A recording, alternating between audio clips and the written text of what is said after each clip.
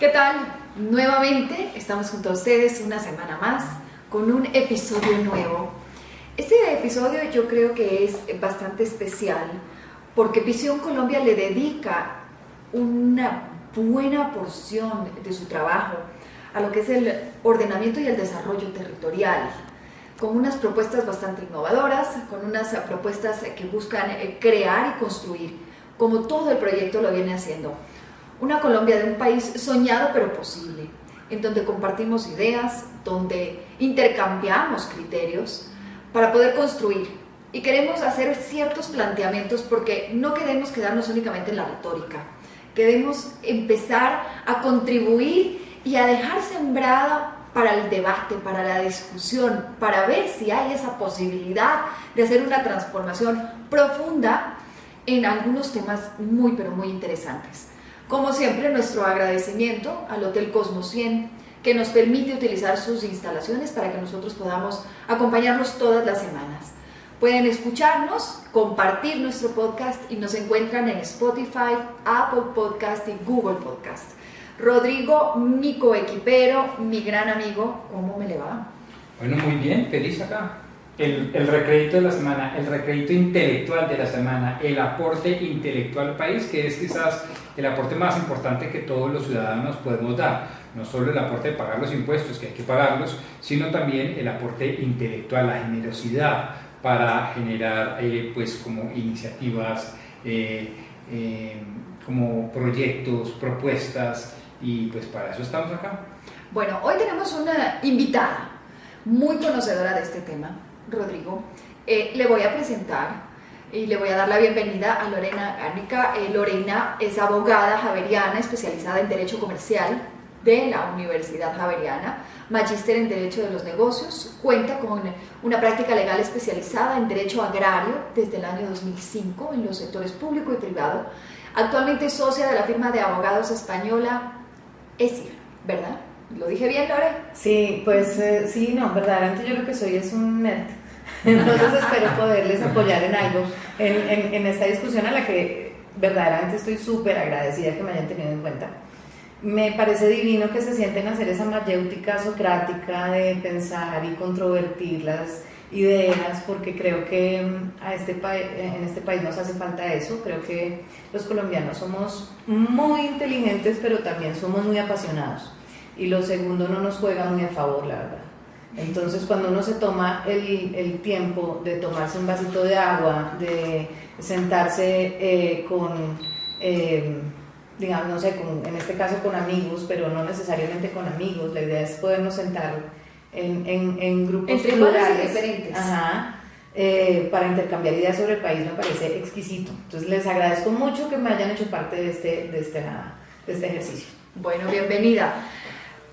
Vamos a arrancar con este tema de hoy, que es el desarrollo territorial.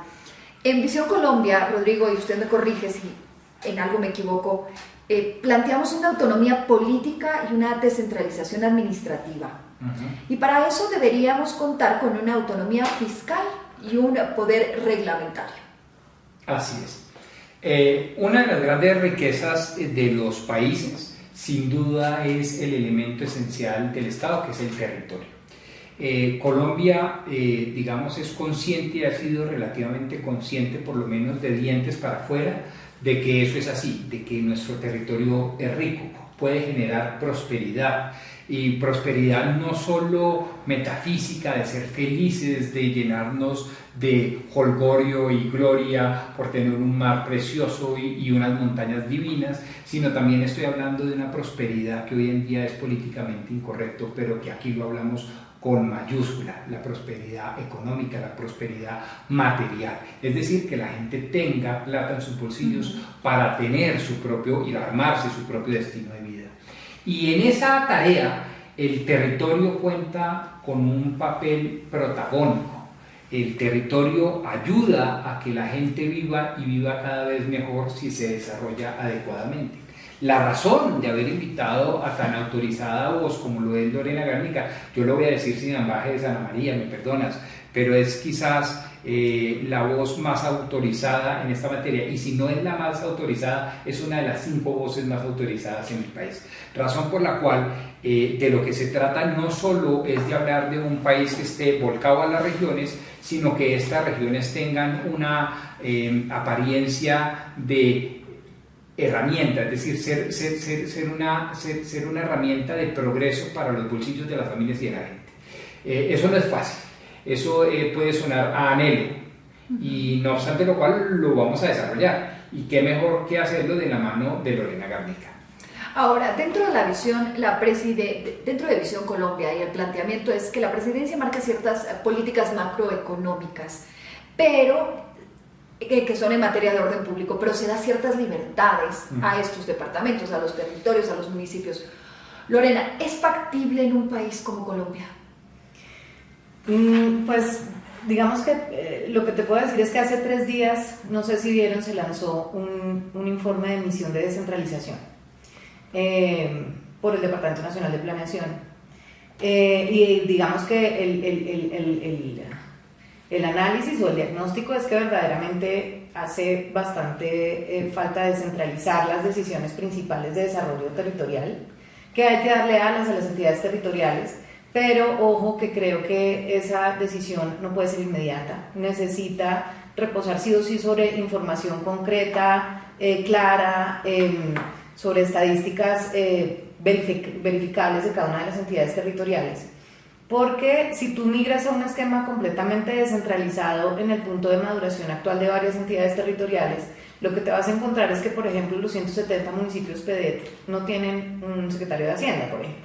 Entonces ese es un escollo importante para el modelo de descentralización tributaria. Algunos de ellos tienen un tesorero, que es un elemento demasiado esencial, pero que no tienen la capacidad de recaudo ni la capacidad de administración de la información territorial necesaria ni para diseñar políticas públicas ni para capturar las rentas necesarias para el desarrollo del municipio.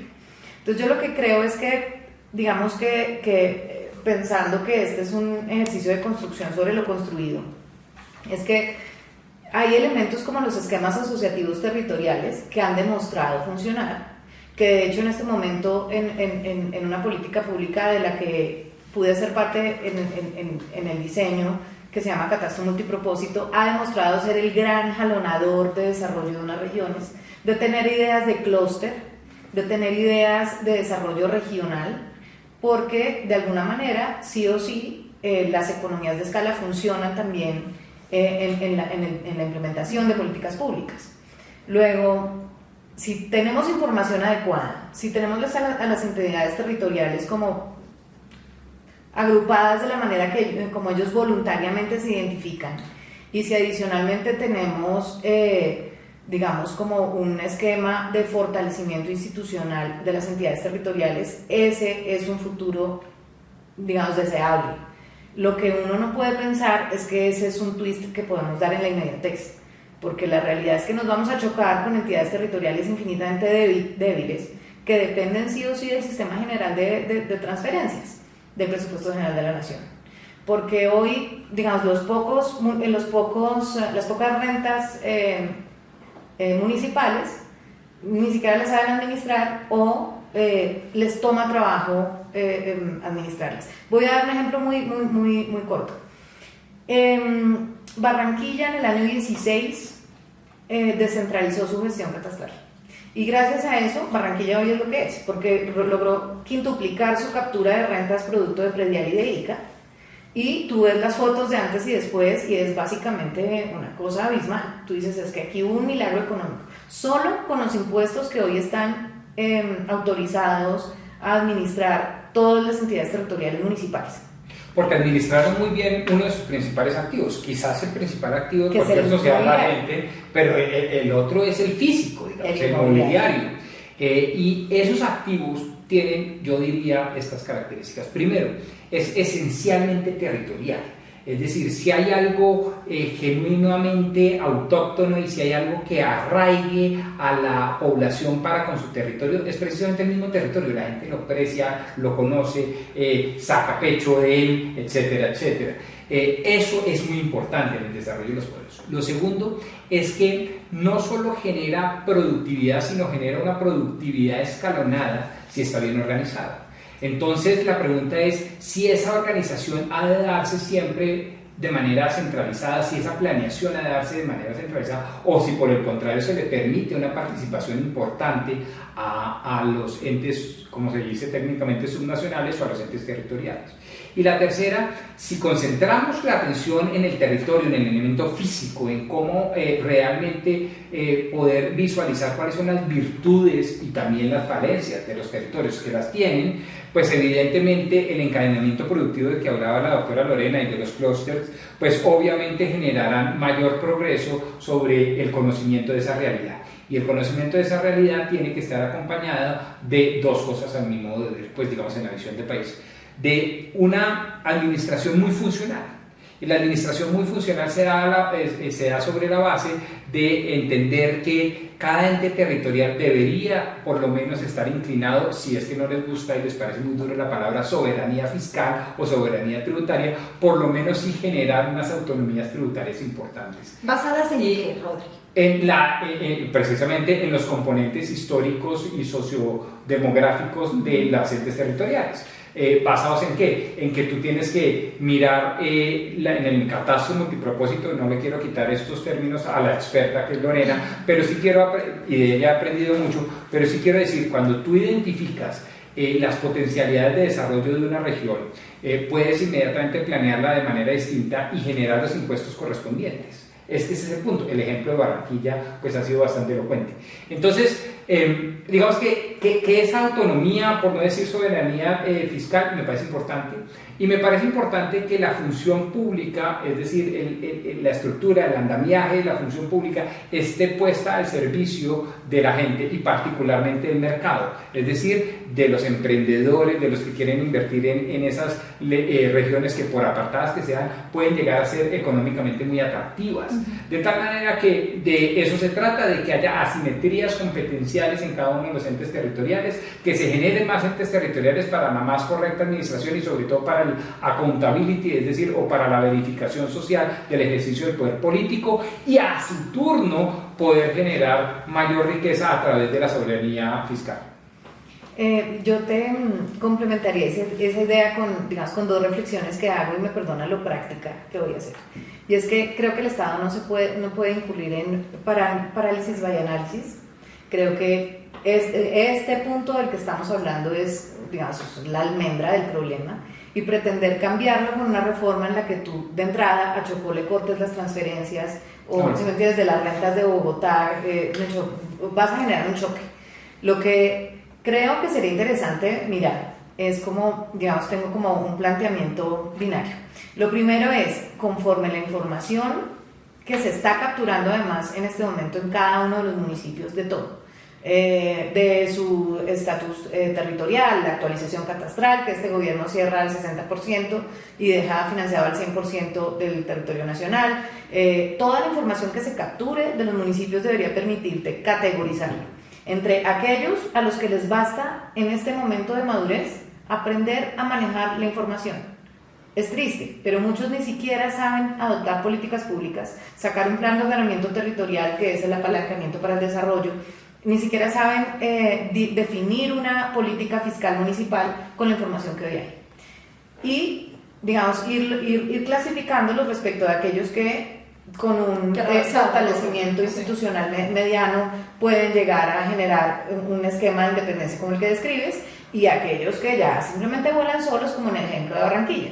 El ejemplo de Barranquilla fue el pivote para el desarrollo de esta política pública de catastro, en la que ya finalmente mucha gente, perdón la palabra, pero se destetó del IGAC. Hoy hay 27, si no más, gestores catastrales. Antes existía solo uno, que era el IGAC. Y todos los municipios dijeron, yo quiero ser como Barranquilla, es que yo quiero ser como Bogotá. A ti el impuesto predial, y estoy seguro que en Bogotá les llega a ustedes y todos los años dicen, pero por Dios, o sea, otra vez estos valores.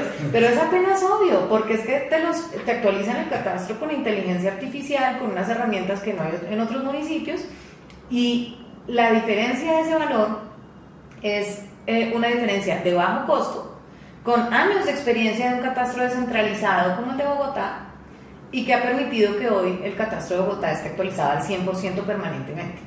Eso es lo que permite que Bogotá sea un distrito... Ente recaudador muy poderoso. Bárbaro, Claro. bárbaro. Es decir, la riqueza distrital en términos de recaudo es bárbara. ¿Y eso qué te permite? Hacer cierre de brechas, lo que ocurrió en Barranquilla. Cuando tú tienes un buen recaudo y eres un buen administrador, y ahí vamos a entrar el tema de la corrupción, y eres un buen administrador de recursos, eso se nota. Hay un cierre de brechas. Empiezas a ver escuelas públicas de calidad, decentes, con una infraestructura sólida, unos parques públicos infantiles decentes, empiezas a ver que hay soluciones de vivienda, de alcantarillado, de saneamiento básico. Digamos, todo esto es un ciclo, pero no todos los municipios tristemente están, digamos, en el nivel de madurez correcto para entrar en ese círculo virtuoso del desarrollo territorial.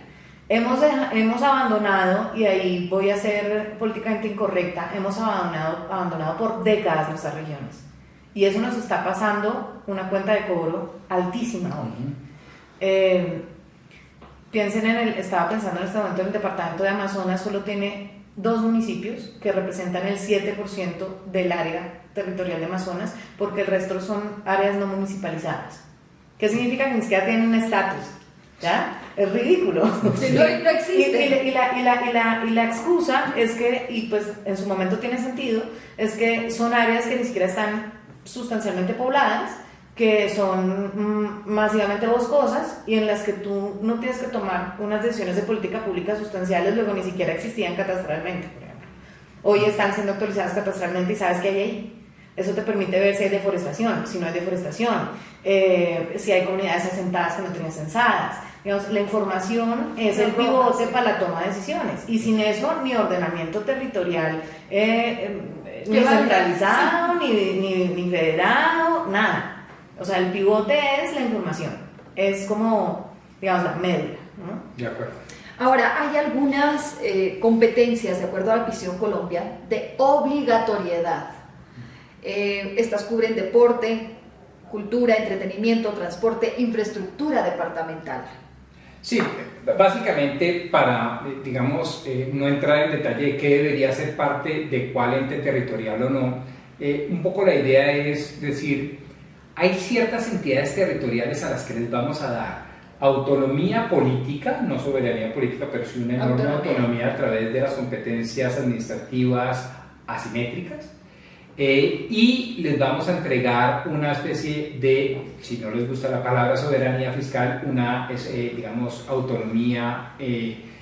libertad fiscal. Libertad fiscal, de acuerdo. Eso significa que tienen que venir acompañadas de unas corresponsabilidades. Y si eso no se deja desde la misma visión del país, absolutamente delineado, no hay peor enemigo para la administración pública que la ausencia de competencias claras entre las distintas autoridades y muy especialmente entre las autoridades de las entidades territoriales. Para eso nosotros, ¿qué decimos? Usted tiene esta forma de gobierno, usted tiene estos recursos, pero tiene que cumplir necesariamente con la prestación de estos servicios públicos. Para ahí, porque tú dijiste, usted tiene esta forma de gobierno. Sí. De acuerdo al planteamiento, cada uno de estas regiones puede elegir su forma de gobierno. Sí, dentro de un marco constitucional básico. Sí, señor, así es. Lorena. Digamos que eso me reta bastante, conceptualmente, porque yo soy de la idea de que hay que construir sobre lo construido. Y yo lo que creo es que a este país le ha tomado mucho tiempo tener, bien o mal, ahí está, una ley orgánica de ordenamiento territorial. Bien, mal, pésimo, lo que sea, ahí está. Recientemente salió el decreto reglamentario de esquemas asociativos territoriales, que permite la inscripción de esos esquemas asociativos territoriales en un marco único, no sé qué. Hoy, ¿cuál es el lío? Que tú tienes esquemas asociativos territoriales que están súper felices de haber unificado recursos, metas regionales, de hacer un clúster de políticas públicas y de apalancamiento de desarrollo, pero no tienen gobernanza sobre, por ejemplo, resguardos indígenas. Entonces, ¿qué vas a hacer ahí? Yo creo que lo que nos toca hacer es como un pasito a la vez. Cuando tenemos inmersa dentro de nuestra realidad territorial, subrealidades como los resguardos indígenas, con un modelo de gobernanza que desconoce al alcalde del municipio donde está geopolíticamente ubicado el resguardo, o al gobernador donde está geopolíticamente ubicado el título colectivo de comunidades negras o lo que quieras. Digamos que la fricción es mucho más grande. Yo sería partidaria, si te digo la verdad, de mantener un esquema que, fundamentado y alimentado en la información que hoy hay, permita que por lo menos no friccionemos todos los modelos políticos territoriales que hoy hay. Hoy digamos, la imposibilidad y la frustración de un alcalde que tiene un municipio que es 70% un resguardo indígena. Hay que separarlo. Sí. O sea, el hombre está loco, sí, él no puede hacer nada. Pero es que eso es un punto crucial. En nuestra visión, y creo que esto es importante aclararlo, es menester aclararlo, como se dice, no puede haber traslapo territorial. Y por lo tanto no puede haber traslapo de autoridades administrativas y políticas. Y el traslapo es pisarse una sobre otra, para los no entendidos. Si usted es resguardo, es una entidad territorial subnacional, pero usted no puede ser un resguardo dentro de otra ente territorial subnacional como el municipio. Y ahí ¿sí? te voy a... Y se separan inmediatamente, y por lo tanto las autoridades se separan y no tienen, digamos, choque competencial, choque de facultades entre unas y otras. Eso es en un mundo ideal, pero seamos sinceros. Las pretensiones territoriales indígenas no, pues hoy exceden el territorio, el área continental colombiana. El día que tú vayas a tomar esa decisión vas a decir, bueno, listo, entonces hasta aquí llega el resguardo, de aquí para allá sí es el municipio. Ellos no van a permitir, porque además sería un tema que tristemente es un compromiso internacional con el convenio 169 de la OIT. Las comunidades no te van a dejar deslindar claramente de esto, porque te van a decir, no, es que el municipio hace parte de mis pretensiones territoriales. Entonces, si me entiendes, todos nos estamos moviendo la cola, claro, pero es círculo sin fin fíjese, de cómo deslindas. Pero miren lo elitista que ha sido esta discusión. Menos del 5% de la población tiene más del 33% del territorio, tú me confirmas. Es decir, las comunidades indígenas, independientemente de su tribu, como se llame, pues evidentemente ocupan un porcentaje territorial enorme, con una influencia política, administrativa, fiscal y cultural brutalmente poderosa. Eso es una especie de lo que se ha llamado el elitismo en el ordenamiento territorial. Las comunidades étnicas, por ejemplo afrodescendientes, que son cerca del 10% del censo poblacional, tienen muchísimo menos participación política, pero reconocimiento político, pero a su turno tienen muchísimo menos presencia territorial.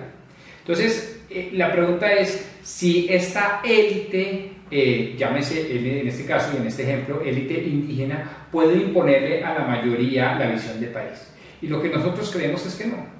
Que una visión de país a largo plazo, en los próximos 100 años, debería ser lo suficientemente legítima para determinar ese tipo de cosas. Y claro, cuando tú determinas una visión de país, no hay normas preexistentes como el convenio 169 de la OIT y todas esas cosas que invadan esa competencia. Es un poder constituyente, no constituido. Y en ese orden de ideas uno sí tiene la autodeterminación de su propio pueblo, de decir, mire, las comunidades indígenas, bienvenidas sean, tienen este poder, tienen esta representatividad, tienen este territorio, ¿sí? Y por lo tanto no tienen este otro. Porque es que lo grave no es que la comunidad indígena choque con una, digamos, preponderantemente hispánica, ¿sí? Urbana, ¿sí? Occidentalizada, como lo llama eso, o es decir, con los hermanos menores. El problema es cuando chocan con los raizales, con los campesinos, con las etnias afrodescendientes, con la comunidad negra. Ahí hay digamos, una fricción social casi que insalvable. Y solo se podría salvar, o no sé si solo, para no ser maniqueo, pero una visión de país podría contribuir enormemente a limar esas fricciones si se tiene una clara división territorial. Lo que sí no puede suceder es lo que estamos viendo hoy, que el alcalde legítimamente elegido, democráticamente elegido, no puede gobernar de acuerdo a las funciones constitucionales y legales preestablecidas en todo su territorio como quiera que haya un traslapo territorial con entidades negras, raizales o indígenas. Eso no puede suceder. De acuerdo, yo solamente añadiría un tema a lo que acabas de decir, con lo que estoy completamente de acuerdo, y es, este país tiene dos alternativas respecto a este problema. Y es, o nos tapamos los ojos y seguimos de frente, y esto se nos va poniendo más caliente cada vez, porque verdaderamente el ordenamiento territorial no es solamente, digamos, un tema de apalancamiento de desarrollo y demás, sino de saber hasta dónde llega la frontera agrícola, cuáles son las zonas de reserva forestal, cuáles son los parques nacionales naturales, dónde permito como Estado que haya ocupación legítima del territorio. Es decir, esto son demasiadas capas de información. Entonces, o nos quedamos, digamos, tratando de vivir en este desorden y permitiendo que cada quien que se siente especial vaya imponiendo sus propias normas. Sí, sus propias reglas y su propio juego. Claro, porque esto es, digamos, que cada comunidad que se siente espacial, su interés. O planteamos sobre la mesa el tema. Plantearlo no es popular. No. Plantearlo es, digamos, disruptivo para ciertas... no sé cómo decirlo, para ciertas fuerzas que se sienten cómodas en este, perdón, lo digo así coloquialmente, este desmadre. En este statu quo de anarquía. Sí, tú lo dijiste de manera elegante, yo lo digo... me junto a de Lorena. Pero hay que tener políticos con visión de país, con agallas y sin temor de cazar peleas muy grandes, que le permita a este país dar ese paso sobre el ordenamiento territorial. Volvemos a lo mismo que hemos venido hablando en otros podcasts. Es un poco el tener una visión o un norte como país, no unas políticas inmediatas que son absolutamente vendibles en una campaña electoral, pero que sabemos que van a tener unos costos altísimos como país en un futuro. Yo voy a decirte una cosa, no hay ley del Plan Nacional de Desarrollo que se respete, que no cree un esquema organizacional nuevo para el país, porque claro, llega cada vez un presidente, aún los que fueron reelectos, y llega con pilas nuevas y ahora voy a inventarme que el agua moja, y TIN se inventa un mecanismo diferente de administración del territorio.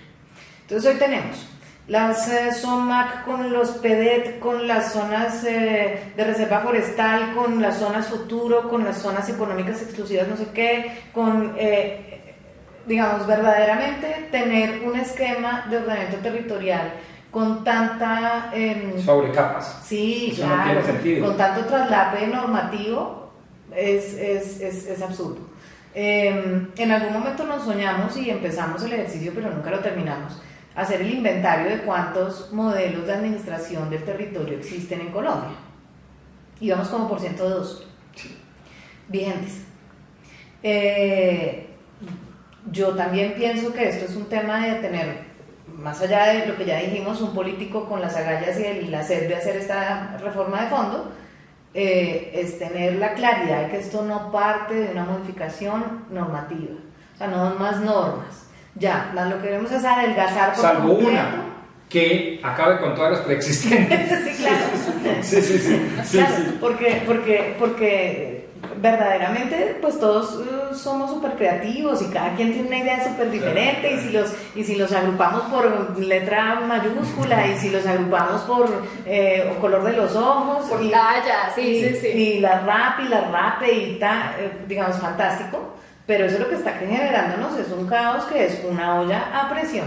Y entonces nuevamente vamos a los dos caminos, o nos tapamos los ojos o cogemos ese toro por los cachos, y ojalá alguien tomara esta idea y no piense que es una locura y dijera, bueno, vamos a poner orden. Ojo, eso no es soplaría hacer botellas, eso implicará un análisis técnico, estadístico, más allá que jurídico. Es más, yo separaría la parte jurídica, esa la dejaría de últimas, que los abogados somos malísimos para dar soluciones, somos buenísimos para generar problemas.